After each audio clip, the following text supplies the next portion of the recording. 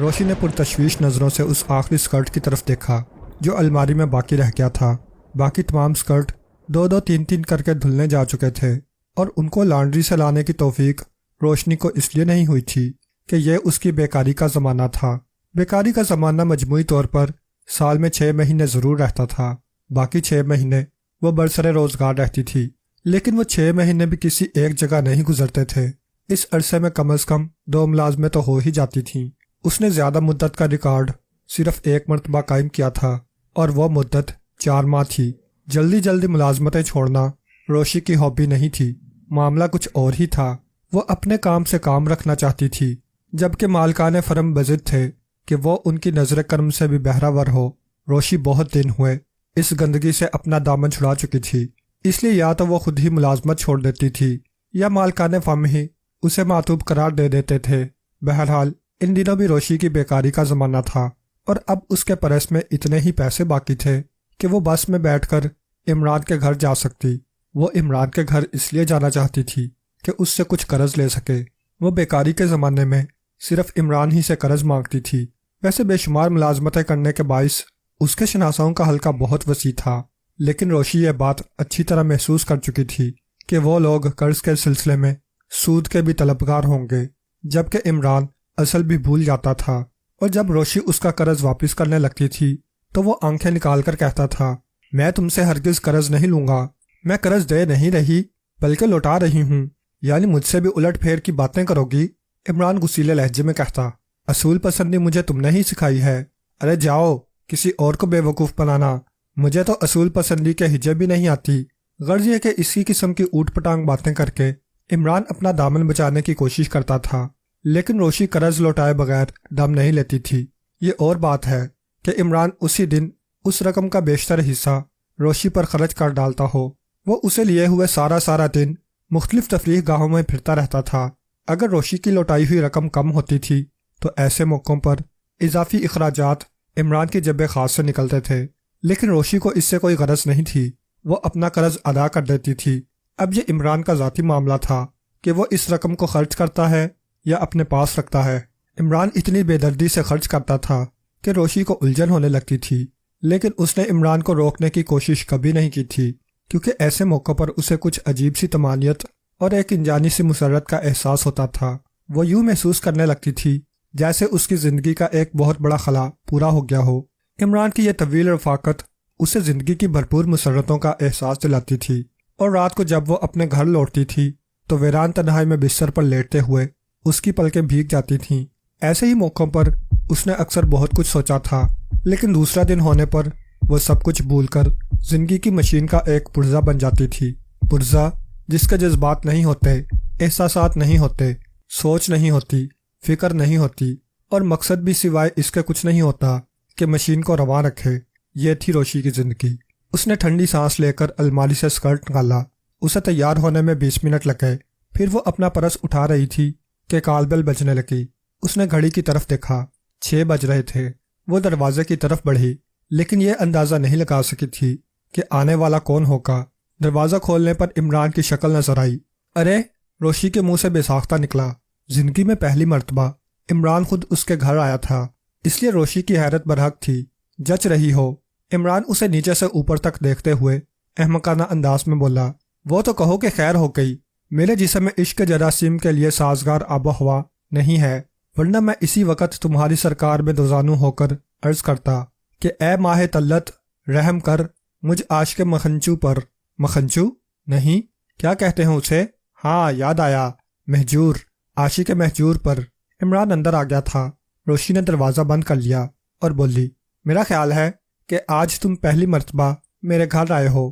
آہا، تب تو تمہیں یہ شعر یاد آ رہا ہوگا، وہ آئیں سر پہ ہمارے خدا کی قدرت ہے، کیا پیو گے؟ روشی مسکرا کر بولی، آج مجھے تم پر بے حد پیار آ رہا ہے۔ ارے باپ رے، عمران نے بوکھلا کر کہا، تو کیا گود میں اٹھاؤ گی؟ کیا حرج ہے؟ دوسرے ہی لمحے عمران ایسی پوزیشن میں آ گیا جیسے بھاگ نکلنے کے لیے دروازے کی طرف جس لگانا چاہتا ہو۔ روشی کھلکھلا کر ہنس پڑی، ہنستی ہوئی بولی، تمہارے اس بیتوکے انداز پر عموماً جھلاہٹ ہوتی ہے، لیکن اس وقت اور زیادہ پیار آ رہا ہے۔ مر گئے؟ عمران کراہتا ہوا ایک صوفے پر ڈھیر ہو گیا۔ کون مر گئے؟ میاں عمران؟ مختصر العمرہ، عمران نے نکاحت آمیز لہجے میں کہا۔ روشی بے تحاشا ہنس رہی تھی اور عمران کے چہرے پر ایسے تاثرات تھے جیسی واقعی جان نکلی جا رہی ہو۔ میں تمہارے لیے کافی بنا کر لاتی ہوں، روشی نے کہا اور کمرے سے جانے لگی۔ ٹھہرو، عمران ہاتھ اٹھا کر بولا، کافی پینے پلانے میں کافی وقت صرف ہو جائے گا، پرواہ مت کرو، میرے پاس آج کل وقت کی کمی نہیں ہے، لیکن میں تمہارے پاس وقت کی شارٹیج دیکھنا چاہتا ہوں۔ عمران نے غصیلی آواز میں کہا، تم خود کو اسی وقت سے ڈیوٹی پر سمجھو، تنخواہ 800 روپے ماہوار، کار بنگلہ اور نوکر کے اخراجات بھی کمپنی دے گی۔ روشی حیرت سے اس کی طرف دیکھنے لگی۔ بس اب دیر نہیں کرنی چاہیے، عمران کھڑا ہوتا ہوا بولا۔ میرا خیال ہے کہ تم بالکل تیار ہو، شاید گھر سے نکلنے ہی والی تھیں۔ ہاں، میں تمہاری طرف آ رہی تھی، میری طرف تم پھر کسی دن آ جانا، فی الحال ہم دونوں کو کسی اور طرف جانا ہے۔ روشی کی آنکھوں میں الجھن اتر آئی، وہ محسوس کر رہی تھی کہ عمران سنجیدہ ہے۔ بہرحال اس نے اپنا پرس اٹھایا اور عمران کے ساتھ باہر نکلی۔ بلڈنگ کے نیچے کھڑی ہوئی کاروں میں عمران کی اوپل ریکارڈ نہیں تھی۔ کیا تم ٹیکسی پر آئے ہو؟ روشی نے پوچھا، لیکن دوسرے ہی لمحے عمران کاسنی رنگ کی ایک چمکیلی کار کا دروازہ کھول چکا تھا۔ ڈرائیونگ سیٹ تم سنبھالو، عمران نے کہا اور گاڑی میں بیٹھ گیا۔ روشی نے بے اختیار ایک طویل سانس لی، الجھن میں اضافہ ہو گیا تھا، لیکن بہرحال اس نے دروازہ کھولا اور ڈرائیونگ سیٹ پر بیٹھ گئی۔ یہ سنبھالو اپنی گاڑی کی چابی، عمران نے اس کی طرف ہاتھ بڑھایا۔ کمپنی نے یہ کار تمہارے استعمال کے لیے وقف کی ہے، کیا چکر ہے طوطے؟ روشی نے جلدی جلدی پلکیں جھپکائی۔ فی الحال تو تمہارا طوطا خود ہی گھن چکر بنا ہوا ہے، لہٰذا اس قصہ پردرد کو پھر کسی وقت پر اٹھا رکھو، عمران نے کہا اور پھر اپنی گھڑی دیکھ کر بولا، ہمیں 7 بجے تک ماڈل کالونی پہنچنا ہے۔ روشی نے انجن سٹارٹ کرتے ہی محسوس کر لیا کہ یہ بالکل نئی کار تھی۔ اس کی الجھن بڑھتی ہی رہی۔ اسے ایسی ملازمت کبھی نہیں مل سکی تھی کہ ایک خوبصورت کار بھی تصرف میں آ جائے۔ کیا تمہیں علم تھا کہ میں آج کل بے روزگار ہوں؟ روشی پوچھ بیٹھی۔ ہاں، عمران نے جواب دیا۔ کار تیز رفتاری سے تارکول کی چکنی سڑک پر پھسلتی جا رہی تھی۔ شام کا دھندلکا رات کی سیاہی میں مدغم ہوتا جا رہا تھا۔ پبلسٹی نیو سائن جگمگانے لگے تھے۔ سڑکیں گویا رنگوں میں ڈوب گئی تھیں، لال، پیلے، ہرے، نیلے اور زرد رنگوں میں۔ میں خود کو کس کا ملازم سمجھوں؟ روشی نے قدرے توقف سے پوچھا۔ ارے ہاں، عمران نے جیسے چونک کر اپنی جیب میں ہاتھ ڈالا اور ایک لفافہ نکال کر روشی کی طرف بڑھاتے ہوئے کہا، اس میں کچھ رقم ہے، ایڈوانس سمجھو، بعد میں تنخواہ سے کٹی رہے گی۔ میں نے تم سے کچھ پوچھا تھا، روشی آنکھیں نکال کر بولی۔ مجھے یاد نہیں تم نے کیا پوچھا، عمران نے بڑی معصومیت سے کہا۔ ٹھہرو، مجھے یاد کرنے دو۔ آہا، یاد آیا، شاید تم نے مدھو بالا کی اماں کا نام پوچھا تھا، لیکن وہ مجھے معلوم نہیں۔ میری یاد اللہ تو اس کی نانی سے تھی۔ کیا میں گاڑی کسی الیکٹرک پول سے ٹکرا دوں؟ روشی جھلا کر بولی۔ ٹکرا دو، عمران نے خوش ہو کر کہا۔ میں نے آج تک اپنی روح قبض ہوتے ہوئے نہیں دیکھی۔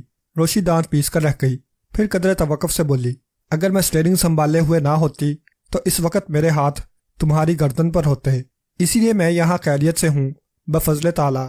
روشی جھنجھلا کر کار روک بھی سکتی تھی، کار روک کر عمران کی گردن دبوچ بھی سکتی تھی، لیکن اس نے ایسا نہیں کیا۔ عمران پر غصہ آنا اپنی جگہ برحق، لیکن اسے یہ گوارا نہ تھا کہ اس کی وجہ سے کسی کام میں گڑبڑ ہو جائے۔ عمران نے اسے کہا تھا کہ 7 بجے تک کسی جگہ پہنچنا ہے۔ خان جہانگیر اور بیگم خان اپنی شادی کی سالگرہ منا رہے تھے۔ اس سلسلے میں ان کی رہائشگاہ کے حال میں روشنی کا سیلاب آیا ہوا تھا۔ سریلے قہقہے، کھنکتے ہوئے جاموں سے ہم آہنگ محسوس ہو رہے تھے۔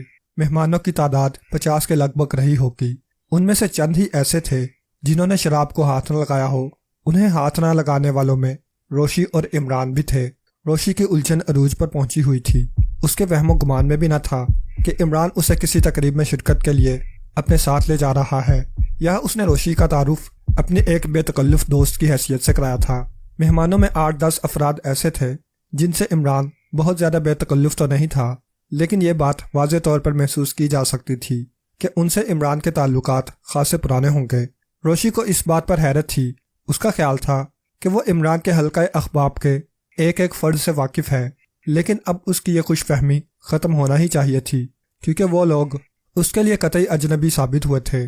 وہ بے تکلفوں کا ہجوم تھا، اس لیے کوئی بھی کسی جگہ ٹک کر نہیں بیٹھ رہا تھا، کبھی کسی میز پر، کبھی کسی میز پر۔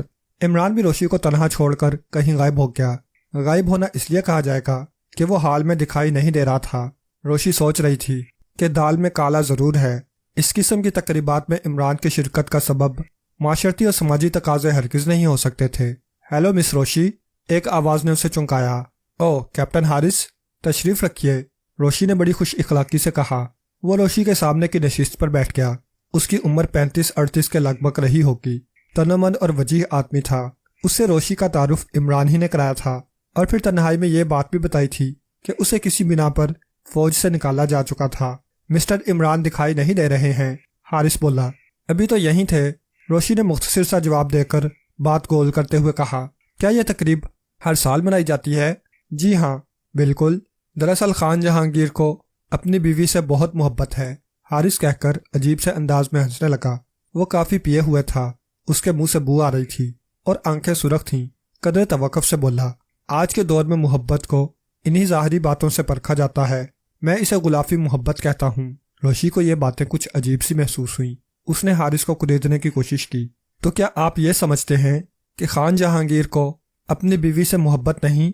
मोहब्बत, हारिस ने एक बेहंगम सा कहकर लगाया।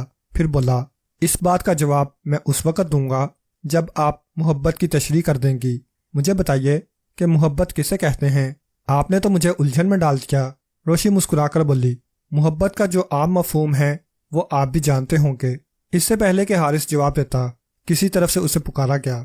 एक्सक्यूज मी, हारिस ने कहा और उठकर उस आदमी की तरफ बढ़ता चला गया जिसने उसे पुकारा था। पुकारने वाले से भी रोशी मुतारिफ हो चुकी थी। उसका नाम मंसूर दरखशानी था। आमतौर पर दरखशानी के नाम से पुकारा जाता था। उसकी शख्सियत मुहावरतन तो खैर नहीं, अलबत्ता हकीकतन सिफर थी। यानी वो पिस्ता कद और गोल मटोल सा आदमी था। 45 साल के लगभग जरूर रहा होगा। शहर में वो एक शबीना क्लब चलाता था। उसके बारे में ये बात आमतौर से मशहूर थी कि वो औरतों को अपना गर्विदा बना लेने में बहुत माहिर था।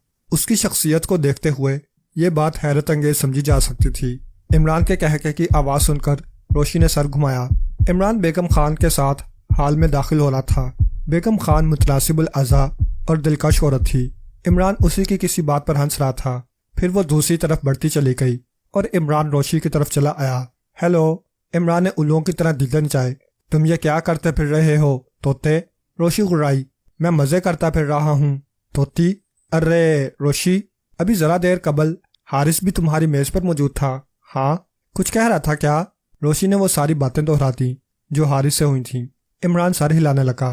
फिर बोला, मेरा ख्याल है आज उसने बहुत ज़्यादा पी ली है। हाँ, वो नशे में है, लेकिन उसकी ये बातें मुझे बड़ी बानी खेज मालूम हो रही हैं।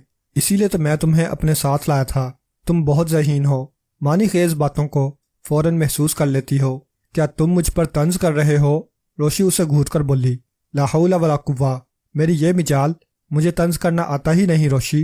एक साहिब से सीखने की कोशिश की थी, लेकिन वो मुझे यही बावर कराते रहे कि मुझे तंज करना आता है। बाद में पता चला कि वो मुझ पर तंज कर रहे थे। खुदा ही बेहतर जानता है। 8:15 बज चुके थे जब डिनर के लिए गोंग बजा। एक बड़े कमरे में खाने की मेज़ लगाई गई थी। तमाम मेहमान वहां पहुंच गए। इत्तफाक से रोशी के सामने की नशिस्त मिसिज हारिस के हिस्से में आई। रोशी का ख्याल था कि मिसिज हारिस इस महफिल की सबसे ज़्यादा खूबसूरत औरत थी। उसका नाम सोजिया था, ईरानी नस्ल थी। हारिस से उसकी शादी को 5 साल गुजर चुके थे। रोशी ने महसूस किया था कि वो कुछ खोई खोई सी थी। उसने तकरीब के शुराका से घुलने मिलने की भी कोशिश नहीं की थी। जिन लोगों ने खुद उससे बेतकल्लुफ़ होना चाहा था, उनसे भी दामन बचा गई थी। खाने के दौरान में रोशी कभी कभी उसकी तरफ देख लेती थी। खाने के बाद सब लोग फिर हाल में आ गए। रोशी को ऐसा महसूस हो रहा था जैसे अब कुछ हुआ और तब कुछ हुआ। उसके इस एहसास का सबब गालबन इस तकरीब में इमरान की मौजूदगी थी। एक बार फिर जाम खनकने लगे और कुछ देर बाद रक्स का दौर शुरू हो गया। हाल के दरमियानी हिस्से में मेज़ें गालबन इसलिए नहीं लगाई गई थीं। वाल्स की लहरें हाल में फैलने लगीं। क्या मैं आपसे दरख्वास्त कर सकता हूँ? दरख्शानी रोशी की तरफ हाथ फैलाए हुए कह रहा था। रोशी ने मुस्कुराते हुए उसका हाथ थामा और उठ गई। रस के दौरान में रोशी ने महसूस किया कि दरख्शानी अपने जिस्मानी फैलाव के बावजूद भी काफ़ी फुर्तीला था। रक्स करते हुए उसे ज़रा भी दुश्वारी पेश नहीं आ रही थी। मिस रोशी, आप इमरान साहिब को कब से जानती हैं? दरख्शानी बोला, काफ़ी अरसे से। क्यों? मैं सोच रहा था आपसे उनकी किस तरह निपटती होगी। बस निपट ही जाती है। रोशी हंस पड़ी। बाज़ औक़ात इन हजरात की बातें ऐसी होती हैं कि सुनने वाला कपड़े फाड़ता हुआ भाग निकले। रोशी मुस्कुराती रही। रकासों की भीड़ में इमरान भी मौजूद था। उसकी हम रक्स सोजिया हारिस थी। खुद हारिस بیگم خان کے ساتھ رقص کر رہا تھا اور خان جہانگیر کی ہم رقص کوئی اور عورت تھی جس سے روشی کو تعارف حاصل نہیں ہوا تھا۔ رقص کے دوسرے راؤنڈ میں روشی حارث کے ساتھ تھی اور بیگم خان میجر داؤد کے ساتھ رقص کر رہی تھی۔ میجر داؤد ادھیڑ عمر کا بھاری بھرکم آدمی تھا، ایک ریٹائرڈ فوجی۔ اس کے بھاری جبڑے دیکھ کر اس کی فطرت کی کرختگی کا احساس ہوتا تھا۔ رنگت سرخ و سفید تھی اور آنکھیں گہری سبز۔ پہلی نظر میں وہ کسی مغربی ملک کا باشندہ معلوم ہوتا تھا۔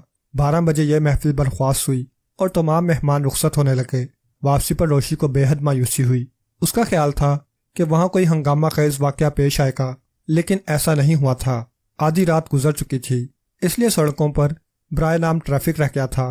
بعض راستے تو بالکل ہی سنسان نظر آ رہے تھے، اس لیے روشی کافی تیز رفتاری سے کار چلا رہی تھی۔ بائیں ہاتھ کو موڑ لینا، اچانک عمران بولا۔ کیوں؟ اب آسکل سٹریٹ چلنا ہے۔ روشی نے ایک طویل سانس لی اور گاڑی کو موڑنے کے لیے رفتار کم کر دی۔ آسکل سٹریٹ کے ایک بنگلے کا پھاٹک کھلا ہوا ملا تھا۔ عمران کے کہنے پر روشی نے کار اس پھاٹک میں داخل کر دی تھی۔ پورٹیکو میں پہنچ کر گاڑی روک دی۔ برآمدے میں روشنی تھی۔ ایک آدمی لپکتا ہوا کار کے قریب آیا۔ وہ حلیے سے ملازم معلوم ہوتا تھا۔ اس نے روشی کی طرف کا دروازہ کھولا۔ دوسری طرف سے عمران اتر آیا تھا۔ یہ تمہاری مالکہ ہیں؟ عمران نے روشی کی طرف اشارہ کرتے ہوئے کہا۔ ملازم نے مؤدبانہ انداز میں روشی کو سلام کیا۔ روشی کی الجھنیں اب اس نقطے پر پہنچ گئی تھیں کہ وہ تنہائی ملتے ہی پھٹ پڑتی اور عمران کو بتانا پڑتا کہ یہ سب کچھ کیا تھا۔ عمران اسے بنگلے میں لایا اور اس کے تمام گوشے دکھائے۔ کل 5 کمرے تھے۔ عمران نے آخری کمرے میں پہنچ کر کہا، یہ تمہاری خوابگاہ ہے۔ اس الماری میں تمہیں اپنی ناپ کے کپڑے مل جائیں گے، اس لیے اب تمہیں واپس اپنے فلیٹ میں جانے کی ضرورت نہیں ہے۔ ہاں، اگر کوئی بہت ہی خاص اور ضروری چیز وہاں سے لانا ہو تو مجھے بتا دو، میں لا دوں گا۔ تم کو اب وہاں جانے کی ضرورت نہیں ہے۔ مجھے وہاں سے کچھ نہیں منگوانا۔ بس تو پھر اب تم آرام کرو، میں چلتا ہوں۔ تم اس طرح نہیں جا سکتے۔ روشی نے کہتے ہوئے اس کا گریبان پکڑ لیا۔ ارے ہائے ہائے، یہ کیا؟ ارے! لیکن روشی اسے گریبان سے پکڑے گھسیٹتی ہوئی ایک کرسی تک لے گئی اور اس پر دھکیلتی ہوئی بولی، بس اب شروع ہو جاؤ، بچاؤ کی کوئی صورت نہیں؟ عمران بڑی بے بسی سے بولا۔ نہیں۔ عمران نے ایک ٹھنڈی سانس لی اور اپنی جیب میں چیونگم کا پیکٹ تلاش کرنے لگا۔ کیپٹن فیاض ان دنوں بڑی الجھن میں گرفتار تھا۔ الجھن کا سبب عمران کی ذات تھی۔ فیاض ان دنوں اس کے ساتھ نئے نئے چہرے دیکھ رہا تھا۔ اس کی دانش میں عمران کے ساتھ نئے نئے چہروں کا نظر آنا کوئی خوشگوار بات نہیں تھی۔ مطلب یہ کہ کسی وقت بھی کوئی ناخوشگوار واقعہ پیش آ سکتا تھا۔ ویسے اب وہ نئے چہرے فیاض کے لیے نئے نہیں رہ گئے تھے۔ اس نے ان کے بارے میں اچھی خاصی معلومات اکٹھی کر لی تھیں۔ جہانگیر خان، میجر داؤد، لطیف اچکزئی، کیپٹن حارث، سید حسن اور منصور درخشانی، یہ سب خام لوہے کی تجارت کرنے والی ایک فرم کے حصے دار تھے۔ فیاض کی دانست میں ان لوگوں سے عمران جیسے آدمی کا تعلق معنی خیز تھا۔ پھر اس وقت فیاض کی الجھن اور بڑھ گئی تھی جب اس نے روشی کو ایک چمکتی ہوئی قیمتی کار میں دیکھا تھا اور اس کا تعاقب کرتا ہوا اس بنگلے تک پہنچ گیا تھا جہاں روشی کی رہائش تھی۔ یہ سب کچھ فیاض کے لیے سنسنی خیز کیوں نہ ہوتا، جبکہ روشی کی مالی حالت اس کے علم میں تھی۔ وہ جانتا تھا کہ روشی 3-3 4-4 سو کی ملازمتیں کرتی پھرتی ہے۔ ویسے روشی اور عمران کے تعلقات کی نوعیت فیاض کی سمجھ میں آج تک نہیں آ سکی تھی۔ فیاض نے روشی پر کڑی نظر رکھی، اس کی نگرانی کرتا رہا۔ اس طرح 15-20 دن گزر گئے۔ اس دوران عمران بھی کئی مرتبہ روشی کے ساتھ نظر آیا تھا اور روشی کی کچھ ملاقاتیں منصور درخشانی سے بھی ہوئی تھیں۔ خام لوہے کی تجارت کرنے والی فرم کے 6 حصے داروں میں منصور درخشانی واحد آدمی تھا جس کے ذرائع آمدنی 2 تھے۔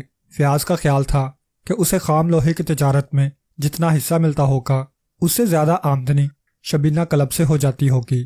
یہ سب کچھ فیاض کے سامنے تھا، لیکن وہ اس بات کا پتہ نہیں چلا سکا کہ عمران کو ان لوگوں سے کیا سروکار تھا اور روشی ایک کار اور ایک بنگلے کی مالک کیسے بن گئی تھی۔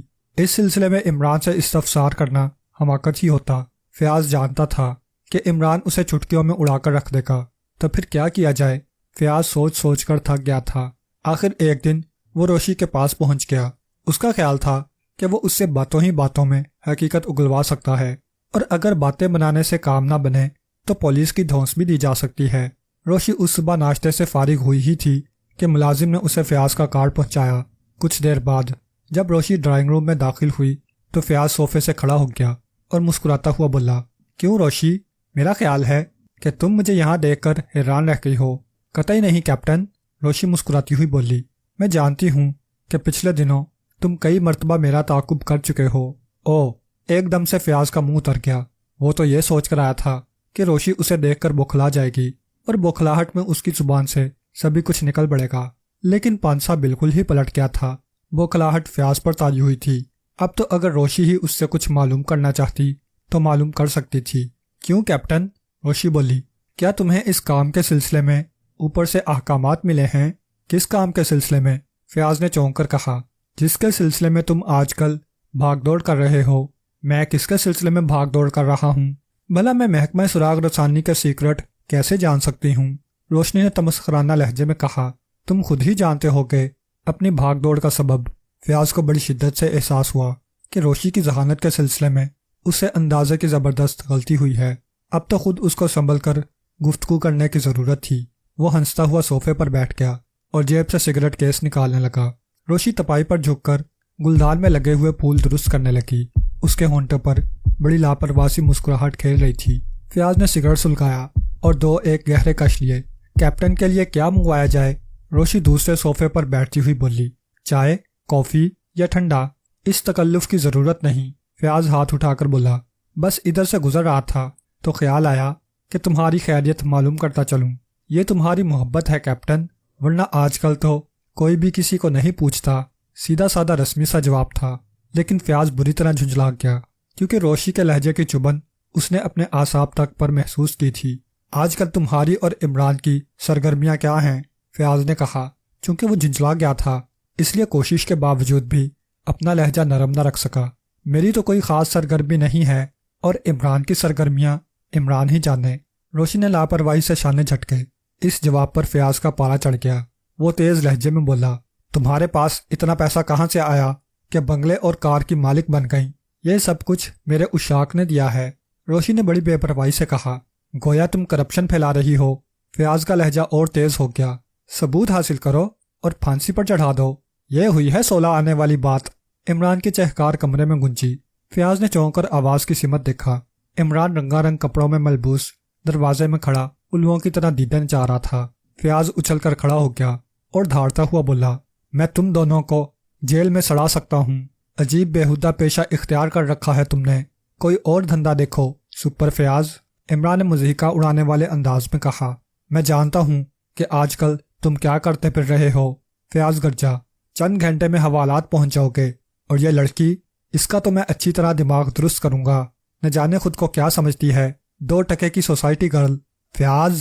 عمران اتنی زور سے دھاڑا تھا کہ اس کی آواز پھٹ گئی تھی۔ چہرہ غصے سے لال بھبوکا ہو گیا تھا، آنکھیں بڑے خوفناک انداز میں پھیل گئی تھیں۔ پھر ایسا معلوم ہوا جیسے وہ خود پر قابو پانے کی کوشش کر رہا ہو۔ غراتا ہوا بولا، آج تو میں برداشت کیے لیتا ہوں، لیکن آئندہ کبھی تم نے روشی کے لیے اتنے گھٹیا الفاظ استعمال کیے تو میں تمہاری زبان گدی سے کھینچ لوں گا۔ روشی دم بخود رہ گئی تھی اور فیاض کا رنگ پھیکا پڑ گیا تھا۔ عمران کا یہ خونخوار روپ اس نے پہلے کبھی نہیں دیکھا تھا۔ بس اب تم جا سکتے ہو۔ عمران نے ایک جھٹکے سے دروازے کی طرف ہاتھ اٹھایا۔ میں تم سے نپٹوں گا۔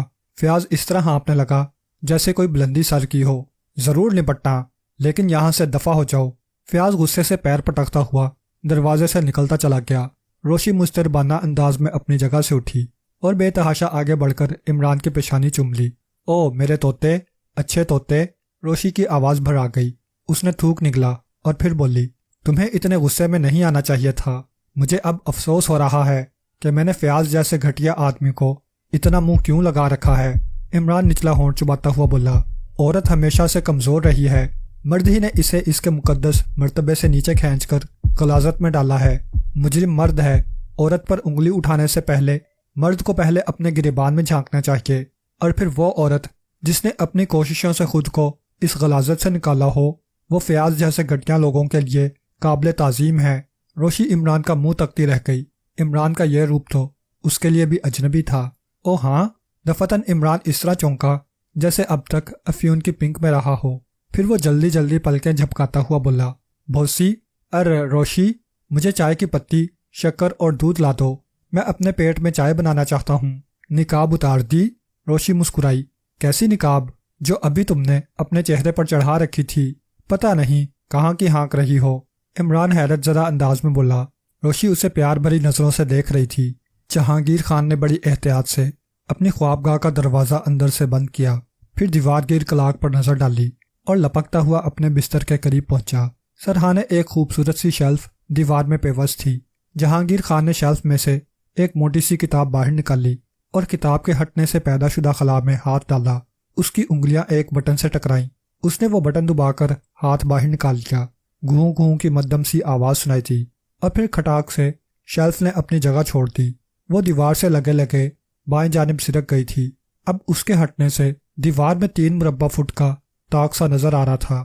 اس طاق میں ریڈیو قسم کی کوئی چیز رکھی ہوئی تھی۔ جہانگیر خان کے ہاتھ اس مشین کے مختلف لیوروں اور بٹنوں پر حرکت کرنے لگے۔ پھر جیسے ہی اس ریڈیو نما مشین کی سبز روشنی نے سپارکنگ شروع کی، جہانگیر خان قدرے آگے جھک کر بولنے لگا، ہیلو X2، جے کالنگ X2، جے کالنگ X2۔ مشین سے برائے ہوئی آواز سنائی دی، تم نے مجھ سے رابطہ قائم کرنے میں 5 منٹ کی تاخیر کی ہے، میں معافی چاہتا ہوں جناب، دراصل میری بیوی X2 گڑایا، آخر تم نے اپنی بیوی کو اپنے اوپر اتنا مسلط کیوں کر لیا ہے کہ اس کی مرضی کے بغیر نقل و حرکت بھی نہ کر سکو؟ میں وہ دراصل صفائی پیش کرنے کی بجائے اپنی بیوی کو کنٹرول کرنے کی کوشش کرو۔ بہت بہتر جناب، جہانگیر خان نے مردہ سے لہجے میں کہا، کیا رپورٹ ہے؟ میں ابھی تک کوئی اندازہ نہیں لگا سکا ہوں جناب۔ تو پھر اب اس معاملے کی تحقیقات عمران کے سپرد کر دو۔ عمران کے؟ جہانگیر خان نے چونک کر کہا۔ ہاں، X2 کی آواز آئی۔ اس سلسلے میں عمران پر بالکل شبہ نہیں کیا جا سکتا کیونکہ وہ اس وقت تمہارے سیکشن میں نہیں تھا جب XL7 فائل کی چوری ہوئی ہے، لیکن کیا وہ اس قابل ہے جناب کہ تحقیقات کر سکے؟ یہ بات قطعی طور پر طے ہے کہ وہ کالی بھیڑ تمہارے سیکشن کے آدمیوں میں شامل ہے۔ یہ بات قطعی ہے، چوری کوئی باہر کا آدمی نہیں کر سکتا۔ عمران کو تمہارے سیکشن میں کام کرتے ہوئے 2 مہینے گزر چکے ہیں۔ اس نے سیکشن کے آدمیوں کو بہت قریب سے دیکھا ہے، اس لیے ممکن ہے کہ وہ کچھ اندازہ لگانے میں کامیاب ہو جائے۔ بہت بہتر جناب، عمران سے فوری طور پر رابطہ قائم کرو، میں یہ کام پہلی فرصت میں کروں گا۔ دوسری طرف سے رابطہ منقطع کر دیا گیا۔ جہانگیر خان نے شیلف برابر کی اور پھر سائڈ ٹیبل پر رکھے ہوئے ٹیلی فون کا ریسیور اٹھا کر عمران کے نمبر ڈائل کرنے لگا۔ دوسری طرف گھنٹی بجی اور فوراً ہی ریسیور اٹھا لیا گیا۔ آواز آئی، علی عمران MSc DSc آکسن، میں جہانگیر خان بول رہا ہوں، فوراً بیکر اسٹریٹ کے چوراہے پر پہنچو۔ ہائیں، تو کیا ساجے کی ہانڈی کا سلسلہ ہے؟ تم ہمیشہ فضول باتوں میں وقت ضائع کرنے لگتے ہو، جہانگیر خان جھنجھلا کر بولا اور سلسلہ منقطع کر دیا۔ اس نے خوابگاہ کا دروازہ کھولا اور باہر نکل کر دبے قدموں بیرونی دروازے کی طرف بڑھنے لگا۔ وہ اس وقت اپنی بیوی سے سامنا نہیں کرنا چاہتا تھا۔ اگر سامنا ہو جاتا تو اسے بیکر اسٹریٹ کے چوراہے پر پہنچنے میں دیر ہو جاتی۔ کار تیز رفتاری سے روانہ ہو گئی۔ سپہر کا وقت تھا، لیکن سردیوں کا زمانہ ہونے کی وجہ سے دھوپ ابھی سے دم توڑ چکی تھی۔ جہانگیر خان تیزی سے ڈرائیونگ کرتا رہا۔ اس کا دماغ بہت سے خیالات کی اماج کا بنا ہوا تھا۔ سیکرٹ سروس کے خاص ارکان میں سے کسی کو بھی یہ بات معلوم نہیں تھی کہ ان کے محکمے کے مختلف سیکشن بھی موجود ہیں جن کے سپرد مختلف کام ہیں۔ انہی میں سے ایک ریکارڈ سیکشن بھی تھا جس کی نگرانی جہانگیر خان کے سپرد تھی۔ یہ سیکشن ریکارڈ مینٹین کرتا تھا۔ ویسے تو دانش منزل میں بھی ریکارڈ روم تھا، لیکن اس کی اہمیت کچھ ایسی زیادہ نہیں تھی۔ جہانگیر خان کی نگرانی میں کام کرنے والا سیکشن بہت اہم ریکارڈ مینٹین کرتا تھا جس کی ہوا بھی جولیا وغیرہ کو نہیں لگتی تھی۔ اس ریکارڈ کے بارے میں سیکشن کے آدمی جانتے تھے یا X2 اس سے باخبر رہتا تھا۔ جہانگیر خان اس سیکشن کا انچارج تھا۔ عمران کو اس سیکشن میں آئے ہوئے 2 ماہ گزر چکے تھے۔ جہانگیر خان کو اس پر کوئی شبہ نہیں ہوا تھا، لیکن اب وہ سوچ رہا تھا کہ شاید عمران کا تعلق ان لوگوں سے ہوگا جو براہ راست X2 کے تحت کام کرتے تھے۔ عمران بیکر اسٹریٹ کے چوراہے پر موجود تھا۔ جہانگیر خان نے گاڑی اس کے بالکل قریب لے جا کر روکی اور کھڑکی سے سر نکال کر بولا، چلو آؤ بیٹھو۔ عمران دروازہ کھول کر اس کے برابر میں بیٹھ گیا۔ اس کے بیٹھتے ہی جہانگیر خان گاڑی کو پھر حرکت میں لے آیا۔ عمران مڑ کر پچھلی نشست کا جائزہ لینے لگا۔ کیا دیکھ رہے ہو؟ جہانگیر خان بولا۔ ساجے کی ہانڈی، عمران نے برجستہ کہا۔ کیا تم پاگل ہو؟ جہانگیر خان جھنجھلا گیا۔ اگر ساجے کی ہانڈی کا معاملہ نہیں تھا تو پھر چوراہے پر بلانے کی کیا ضرورت تھی؟ عمران نے برا مان جانے والے انداز میں کہا۔ اگر تم نے مجھ سے اوٹ پٹانگ باتوں کا سلسلہ بند نہ کیا تو میں X2 سے تمہاری شکایت کرنے پر مجبور ہو جاؤں گا۔ X2؟ ارے باپ رے! عمران نے مردہ سے لہجے میں کہا۔ فرمائیے جناب، آپ نے مجھے کیوں بلایا تھا؟ عمران کے جسم میں جیسے اچانک ہی سعادت مندی حلول کر گئی تھی۔ وہ بڑے ادب کے ساتھ بیٹھا سوالیہ نظروں سے جہانگیر خان کی طرف دیکھ رہا تھا۔ جہانگیر خان نے فوراً ہی کچھ نہ کہا۔ وہ نچلا ہونٹ دانتوں میں دبائے ہوئے ڈرائیونگ کر رہا تھا۔ نظریں ونڈ شیلڈ پر جمی ہوئی تھیں۔ گاڑی اب ایک ایسی سڑک پر تھی جہاں برائے نام ٹریفک تھا۔ سنو، جہانگیر خان نے کچھ دیر بعد بولنا شروع کیا، یہ اب سے 2.5 ماہ قبل کی بات ہے۔ XL7 فائل ہمارے سیکشن سے چوری ہو گئی تھی۔ مطلب یہ کہ نامعلوم چور نے اس کی تصویریں اتار لی تھیں۔ ایک آدمی کو ہوائی اڈے سے عین اس وقت گرفتار کیا گیا جب وہ ملک سے باہر جانے کے لیے پرواز کرنے ہی والا تھا۔ مخبر نے تو پولیس کو یہ اطلاع دی تھی کہ وہ کوکین لے جا رہا ہے، مگر کوکین کے ساتھ ہی اس کے پاس سے وہ تصویریں بھی برآمد ہوئیں۔ ظاہر ہے کہ ان باتوں کا علم X2 کو ہونا ہی چاہیے تھا۔ اس نے مجھ سے رابطہ قائم کیا اور یہ سب کچھ جان کر میرے پیروں تلے سے زمین نکل گئی، کیونکہ اس کی تمام تر ذمہ داری میرے ہی اوپر عائد ہوتی ہے۔ عمران نے پرخیال انداز میں سر ہلایا اور جہانگیر خان کہتا رہا، تم جانتے ہی ہو کہ سیکشن کا طریقہ کار کیا ہے۔ اس طریقہ کار کا تعین خود X2 نے کیا تھا۔ وہ طریقہ کار ایسا ہے کہ اگر سیکشن کے کسی آدمی کی نیت خراب ہو بھی جائے تو وہ ریکارڈ نہیں چرا سکتا، کم از کم اس طرح نہیں چرا سکتا کہ وہ چوری میرے علم میں نہ آئے۔ چوری ہونے کا مطلب یہ ہے کہ وہ یقینی طور پر میرے علم میں ہوگی۔ ایسی صورت میں تم خود ہی سوچو کہ X2 کی نظر میں میری کیا پوزیشن ہونی چاہیے تھی۔ مجرم، عمران نے کہا۔ بالکل، جہانگیر خان سر ہلاتا ہوا بولا۔ فوری طور پر X2 کو یقین آ جانا چاہیے تھا کہ چور میں ہوں، لیکن ایسا نہیں ہوا۔ مجھے خوشی ہے کہ X2 کو مجھ پر اعتماد ہے۔ اگر اعتماد نہ ہوتا تو اس نے مجھے دبوچ لیا ہوتا۔ ارے باپ رے، عمران نے خوفزدہ سے لہجے میں کہا۔ X2 دبوچ لیتا ہے؟ ہاں، جہانگیر خان نے گہری سنجیدگی سے کہا۔ اس طرح دبوچتا ہے کہ آدمی کو بلبلانے کی بھی مہلت نہیں ملتی۔ خدا کی پناہ، وہ آدمی ہے یا ببر شیر؟ وہ ببر شیر سے بھی زیادہ خوفناک ہے، تم اندازہ بھی نہیں لگا سکتے۔ خیر، تو میں یہ کہہ رہا تھا کہ وہ چور سیکشن ہی کے آدمیوں میں سے کوئی ہے، اور اس نے کوئی ایسا طریقہ دریافت کر لیا ہے کہ چوری میرے علم میں بھی نہیں آنے پائی۔ چوری صرف 1 مرتبہ ہوئی ہے، 2 مرتبہ، جہانگیر خان نے جواب دیا۔ دوسری چوری کا علم 15 دن قبل ہوا تھا، یعنی پھر تصویریں پکڑی گئی تھیں۔ نہیں، اس مرتبہ چوری کا اندازہ مشاہدات کی بنا پر ہو سکا تھا۔ ہمارے ایک دشمن ملک میں کچھ واقعات رونما ہوئے جو اس چوری کا ہی رد عمل ہو سکتے تھے، یعنی اگر وہ چوری نہ ہوتی تو وہ واقعات رونما نہ ہوتے۔ جہانگیر خان کی باتیں بالکل واضح تھیں، لیکن اس نے عمران کو احمق سمجھ کر مزید تشریح کرتے ہوئے کہا، اس بات کو یوں سمجھو کہ مجھے تحریری طور پر کسی سے یہ حکم ملتا ہے کہ کل صبح تم جیسے ہی اپنے گھر سے نکلو میں تم کو قتل کر دوں۔ روزانہ صبح گھر سے نکلنا تمہارے معمولات میں شامل ہے۔ اگر تم اپنے گھر سے نہیں نکلتے ہو تو میں سمجھ لوں گا کہ تمہیں خطرے کا علم ہو چکا ہے، حالانکہ وہ تحریری حکم نامہ میرے پاس محفوظ ہوگا۔ ٹھیک ہے، میں سمجھ گیا۔ بس اسی طرح دوسری چوری کا اندازہ ہو سکا تھا، جہانگیر خان بولا، اور پھر قدرے توقف سے کہا، X2 نے مجھے ہدایت کی تھی کہ میں سیکشن کے آدمیوں پر کڑی نظر رکھوں اور اندازہ لگاؤں کہ وہ کالی بھیڑ کون ہے۔ ہائیں، کیا ہمارے سیکشن میں بھیڑ بکریاں بھی ہیں؟ تم احمق ہو۔ جہانگیر خان جھجلا گیا۔ کالی بھیڑ میں نے محاورتاً کہا ہے، یہ ایک اشارہ ہے، یعنی وہ چور جو سیکشن کے آدمیوں میں شامل ہے۔ محاورہ؟ عمران نے ٹھنڈی سانس لی۔ یہ محاورے بڑھاپے ہی سے میری کمزوری رہے ہیں۔ بڑھاپے سے؟ جہانگیر خان غرایا۔ او، کیا میں کچھ غلط بول گیا؟ جہانگیر خان نے ہونٹ بھینچ لیے، پھر قدرے توقف سے کہا، میرے سیکشن میں تمہارا تقرر خود X2 نے کیا تھا، ورنہ میں تمہارا وجود 1 منٹ کے لیے بھی برداشت نہیں کرتا۔ میں دنیا کا خوش نصیب ترین آدمی ہوں۔ عمران نے ایسی دلدوز آہ بھری جیسے خوش نصیب ہونا دنیا کی بدترین بات ہو۔ کار 15-20 میل کی رفتار سے چلتی رہی، اور اب X2 شاید اپنی زندگی میں پہلی مرتبہ حماقت کا ثبوت دے رہا ہے۔ جہانگیر خان نے کہا، اس نے مجھے حکم دیا ہے کہ اس معاملے کی تحقیق تمہیں سونپ دی جائے۔ گڈ، عمران نے سر ہلایا۔ X2 جانتا ہے کہ میں دنیا کا ذہین ترین آدمی ہوں۔ 2 درجن ذہین آدمی مرے تھے تو میں پیدا ہوا تھا۔ جہانگیر خان برا سا منہ بنا کر رہ گیا۔ میں اسی وقت سے تفتیش کا آغاز کرتا ہوں۔ عمران بولا، آپ میرے چند سوالوں کے جواب دیجئے۔ جس آدمی کو تصویریں لے جاتے ہوئے ہوائی اڈے سے گرفتار کیا گیا تھا، اس سے کیا معلومات حاصل ہوئیں؟ وہ سمگلروں کے کسی گروہ کا اعلیٰ کار تھا، عموماً کوکین ہی لے جایا کرتا تھا، لیکن اس مرتبہ اسے ایک لفافہ بھی دیا گیا جو اسے دوسرے ملک میں ایک کیفے کے مالک کو پہنچانا تھا۔ خود اسے یہ بات معلوم نہیں تھی کہ ان لفافوں میں کیا ہے۔ وہ ظاہر ہے کہ ایسی صورت میں ان تصویروں کی اہمیت سے ناواقف ہی رہا ہوگا۔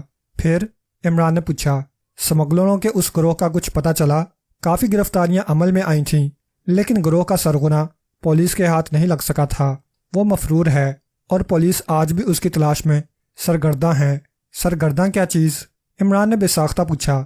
تم سرگرداں نہیں جانتے؟ جہانگیر خان گڑایا۔ وہ دراصل جناب، میری اردو بہت کمزور ہے۔ میں تو سرگرداں کا مطلب سر گردن سمجھا ہوں، سر اور گردن۔ اب دیکھیے نا، شعراء حضرات مصرع وزن میں لانے کے لیے کہکشاں کو کہکشاں کر دیتے ہیں۔ اب اگر آپ کو بھی شاعری کا چسکا ہو تو آپ بھی سر گردن کو سرگرداں کر سکتے ہیں۔ لیکن میں حیران ہوں کہ پولیس کو سرغنہ کے سر اور گردن کی تلاش کیوں ہے؟ کیا پولیس کا خیال یہ ہے کہ سرغنہ کو کسی نے قتل کر دیا ہوگا؟ ویسے اب مجھے خیال آ رہا ہے کہ سر گردن اور سرگرداں کا وزن ایک ہی ہوتا ہے۔ عمران بکتا ہی چلا گیا تھا، اور جہانگیر خان کی حالت یہ تھی کہ اگر اسے اسٹیئرنگ نہ سنبھالنا ہوتا تو وہ دونوں ہاتھوں سے اپنا سر پیٹ ڈالتا۔ تم فوراً میری گاڑی سے اتر جاؤ، جہانگیر خان نے غصے سے ہانپتے ہوئے کہا، اور بریک لگائے۔ لیکن جب تک آپ ساری باتیں نہیں بتائیں گے میں تحقیقات کیسے کر سکوں گا؟ عمران پرتشویش لہجے میں بولا۔ اب اگر کبھی ایکس2 نے براہ راست مجھ سے جواب طلب کیا تو میں یہی کہہ سکوں گا کہ مجھے ساری معلومات مہیا نہیں کی گئی تھیں۔ جہانگیر خان نے گاڑی روک دی تھی اور بڑی بے بسی سے عمران کی طرف دیکھ رہا تھا۔ ہاں تو کیا ہے اصل بات؟ عمران نے پوچھا۔ سرگرداں صحیح لفظ ہے، جہانگیر خان دانت پیستا ہوا بولا۔ سرگرداں ہونے کا مطلب حیران و پریشان ہونا یا گھومنا ہے۔ لا حول ولا قوہ، عمران نے جھمپے ہوئے انداز میں کہا۔ سوچتا ہوں کسی عالم فاضل سے اردو پڑھ ڈالوں۔ خیر، آپ گاڑی تو چلائیے، واپس بیکر اسٹریٹ چلنا ہے، میری گاڑی وہیں کھڑی ہے۔ گاڑی پھر حرکت میں آ گئی۔ جہانگیر خان اپنا نچلا ہونٹ دانتوں میں دبائے ہوا تھا۔ ویسے، عمران بولا، کیا آپ جانتے ہیں کہ ہمارا تعاقب ہو رہا ہے؟ تعاقب؟ جہانگیر خان چونک پڑا۔ گھبرانے کی کوئی بات نہیں، وہ اپنا لنگوٹا بردار فرینڈ ہے۔ کیا مطلب؟ محکمہ سراغ رسانی کا سپریڈنٹ کیپٹن فیاض، عمران نے کہا۔ وہ آج کل اس فکر میں ہے کہ لنگوٹ اتار کر میری گردن میں ڈال دے، اور یہ تو آپ بھی جانتے ہوں گے کہ لنگوٹ گردن میں پھنس جائے تو اسے پھانسی کہیں گے۔ نہ جانے کیا بک رہے ہو، وہ آج کل میرا دشمن جانی ہو رہا ہے، ہتھکڑیاں لگانے کی فکر میں ہے۔ کیوں؟ راجہ ہے شہر کا، عمران نے ٹھنڈی سانس لے کر کہا۔ بہرحال اب میں بزرگوں کی اس بات پر ایمان لے آیا ہوں کہ مٹھاس حد سے بڑھ جائے تو کڑوی لگنے لگتی ہے۔ تم کیپٹن فیاض کو کب سے جانتے ہو؟ میں نے کہا نا کہ لنگوٹ بردار یارانہ ہے۔ وہ جب بھی مجھ سے ناراض ہوتا ہے مجھے ہتھکڑیاں لگانے کے آرڈر کرنے لگتا ہے۔ آج کل کچھ زیادہ ہی ناراض ہے۔ وہ تمہیں کس حیثیت سے جانتا ہے؟ جناب سیکشن انچارج صاحب، عمران نے منہ بنا کر کہا۔ ظاہر ہے اسے اس بات کی ہوا بھی نہ لگی ہوگی کہ میرا تعلق سیکرٹ سروس سے ہے۔ عمران کا لہجہ کچھ ایسا تھا کہ جہانگیر خان بھنا کر رہ گیا۔ عمران کو بیکر اسٹریٹ کے چوراہے پر اتار کر جہانگیر خان اپنے گھر کی طرف روانہ ہو گیا، لیکن گھر پہنچنے سے پہلے اس نے یہ اندازہ لگانا ضروری سمجھا تھا کہ اس کا تعاقب ہو رہا ہے یا نہیں۔ تھوڑی سی کوشش کے بعد اسے یقین ہو گیا کہ تعاقب کا سلسلہ رک چکا تھا، گویا واقعی فیاض کو صرف عمران کی فکر تھی۔ 15 دن گزر گئے۔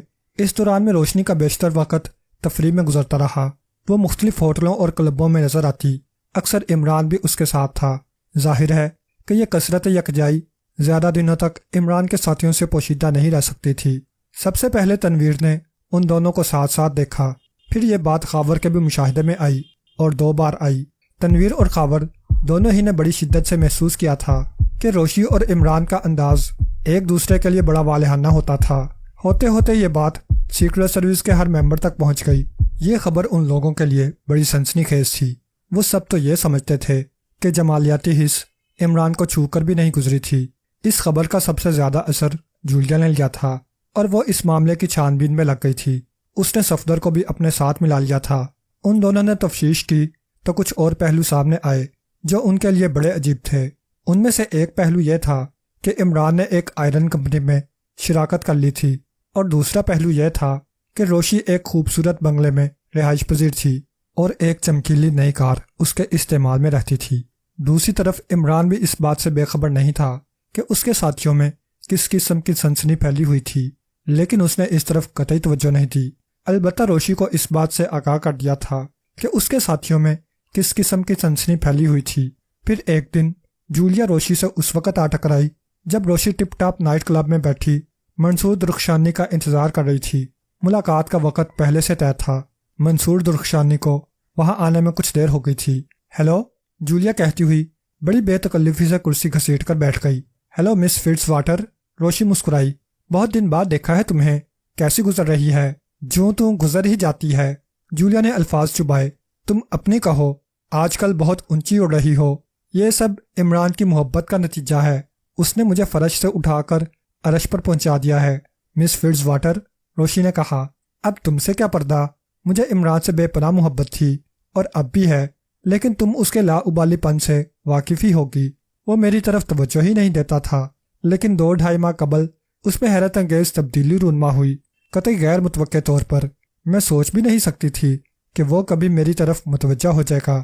اس نے مجھ سے شادی کی درخواست کی اور مجھے ایسا محسوس ہوا جیسے کنواں خود پیاسے کے پاس آ گیا ہو۔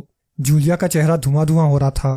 روشی کہتی رہی، ظاہر ہے کہ میں نے اس کی درخواست کو اپنے سینے سے لگا لیا ہوگا، لیکن میں نے اسے یہ بھی سمجھایا کہ سکون کے لمحات گزارنے کے لیے زندگی کو ایک ڈھب پر لانے کی ضرورت ہے۔ میرے مشورے پر اس نے کہیں سے تھوڑا بہت سرمایہ حاصل کیا اور ایک آئرن کمپنی میں شراکت کر لی۔ اس سے ایک دم ہی کافی فائدہ حاصل ہوا، اور اس سے تم عمران کی محبت کا اندازہ کر لو کہ اس نے پہلی فرصت میں میرے لیے ایک بنگلے اور ایک کار کا بندوبست کر دیا۔ او مس واٹر، کیا تمہاری طبیعت کچھ خراب ہو رہی ہے؟ جولیا کے چہرے پر زردی چھا گئی تھی اور اس نے میز پر اپنی انگلیاں اتنی سختی سے جما رکھی تھیں کہ اگر نیل پالش نہ ہوتی تو اس کے ناخن بالکل سفید نظر آتے۔ پانی، جولیا نے بھرائی ہوئی آواز میں کہا۔ روشی نے ویٹر سے پانی منگوایا۔ جولیا ایک ہی سانس میں گلاس خالی کر گئی اور پھر کرسی کی پشتگاہ سے ٹیک لگا کر آنکھیں بند کر لیں۔ روشی پرخیال انداز میں اس کے چہرے پر نظریں جمائے ہوئے تھی۔ مس فٹز واٹر، تمہاری طبیعت کچھ سنبھلی ہے یا نہیں؟ جولیا نے آنکھیں کھول دیں، ایک طویل سانس لی اور سیدھی ہو کر بیٹھ گئی۔ وہ پھیکے سے انداز میں مسکرائی تھی، پھر کہا، شکریہ، اب میں بالکل ٹھیک ہوں۔ کبھی کبھی نہ جانے کیا ہوتا ہے، ایسا محسوس ہوتا ہے جیسے دل بیٹھتا چلا جا رہا ہو۔ تمہیں کسی ڈاکٹر سے رجوع کرنا چاہیے۔ جولیا دھیرے سے ہنس پڑی، کچھ عجیب سی ہنسی تھی اس کی، پھر بولی، کیا تمہاری اور عمران کی شادی ہو چکی ہے؟ او نہیں، روشی جلدی سے بولی، ابھی نہیں، البتہ پرسوں۔ وہ کچھ کہتے کہتے ایک دم رکی اور پھر اپنا وینٹی بیگ کھول کر ایک کارڈ نکالا، اس پر کچھ لکھا اور پھر جولیا کی طرف بڑھا دیا۔